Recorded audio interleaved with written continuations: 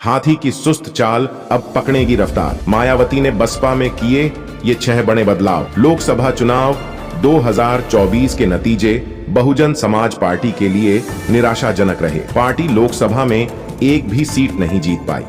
चुनाव में पार्टी के खराब प्रदर्शन के बाद बसपा अब सुधार मोड़ में है। हाल के लोकसभा चुनावों में उत्तर प्रदेश के 79 उम्मीदवारों सहित इसके 424 उम्मीदवारों में से किसी के भी जीतने में कामयाब नहीं होने के बाद मायावती ने अपने कामकाज और संगठन में कई बदलाव किए हैं। आइए नजर डालते हैं लोकसभा चुनाव में हार के बाद बसपा द्वारा किए गए 5 बड़े बदलावों पर। लोकसभा में हार के बाद पार्टी की पहली समीक्षा बैठक में मायावती ने जो पहला निर्णय लिया उनमें से एक भतीजे आकाश आनंद को उनके एकलौते राजनीतिक उत्तराधिकारी और पार्टी के राष्ट्रीय समन्वयक के रूप में बहाल करना था। उन्होंने पार्टीजनों से आकाश को पहले की तुलना में और अधिक सम्मान देने का आग्रह किया। पहला कदम आकाश आनंद को बनाया उत्तराधिकारी। आकाश आनंद को 2019 में पहली बार बसपा का राष्ट्रीय समन्वयक नियुक्त किया गया और फिर पिछले साल दिसंबर में उन्हें मायावती का राजनीतिक उत्तराधिकारी नामित किया गया।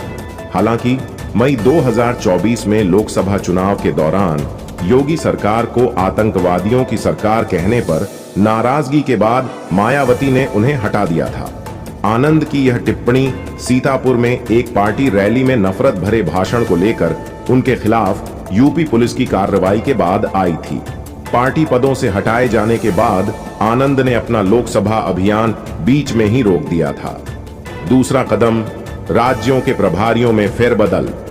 समीक्षा बैठक में उन्हें वापस लाया गया, जहां कई बसपा उम्मीदवारों ने बताया कि आनंद के खिलाफ कार्रवाई से उनके अभियान पर प्रतिकूल प्रभाव पड़ा है। उन्होंने कहा कि यह कदम दलित समुदाय को भी पसंद नहीं आया। उन्हें लगा कि बसपा ने भाजपा के सामने घुटने टेक दिए हैं। मंगलवार को लखनऊ में बसपा केंद्रीय कार्यकारिणी समिति और उसके राष्ट्रीय पदाधिकारियों की बैठक में मायावती ने चुनाव वाले राज्यों के प्रभारियों में फेरबदल किया। आनंद को हरियाणा और दिल्ली सौंपा गया, जहां क्रमशः 1 अक्टूबर और अगले साल चुनाव होंगे।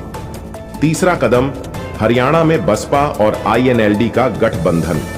आनंद पहले ही हरियाणा में काम पर लग गए हैं, जहां बसपा ने ओम प्रकाश चौटाला के नेतृत्व वाली इंडियन नेशनल लोक दल INLD के साथ गठबंधन किया है। वहां एक संयुक्त बसपा INLD कार्यकर्ताओं की बैठक आयोजित की गई। पार्टी की चुनावी तैयारियों की देखरेख के लिए उनका विभिन्न निर्वाचन क्षेत्रों की यात्रा करने और विधानसभा चुनावों के मद्देनजर 10 रैलियां करने का कार्यक्रम है। सूत्रों ने बताया कि मायावती के भी राज्य का दौरा करने की संभावना है।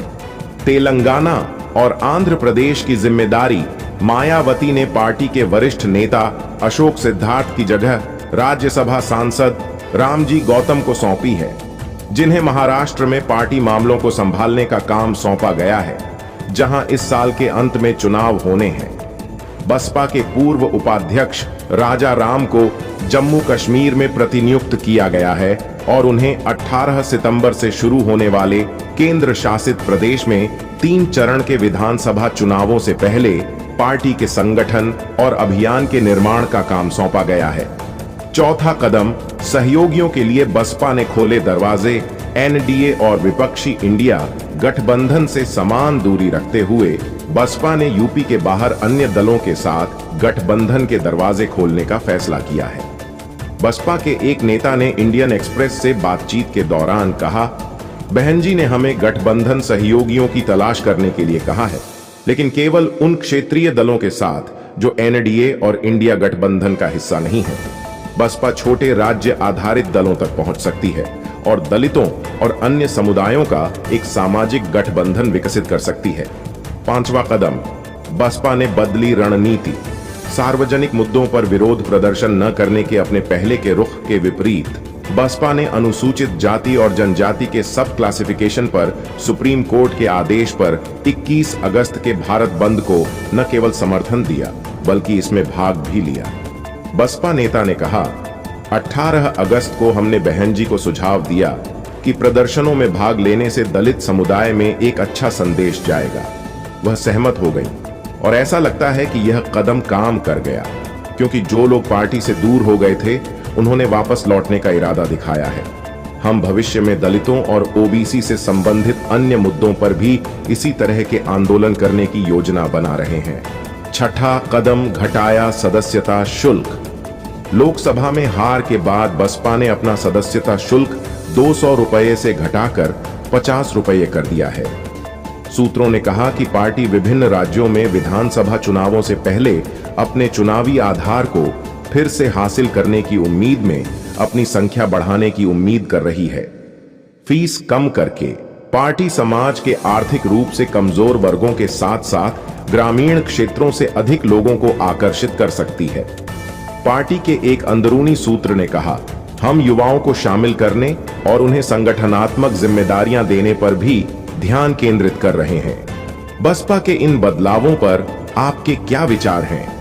हमें कमेंट करके जरूर बताएं। वीडियो पसंद आई हो तो वीडियो को लाइक और हमारे चैनल को सब्सक्राइब कर सकते हैं। वीडियो देखने के लिए दिल से धन्यवाद।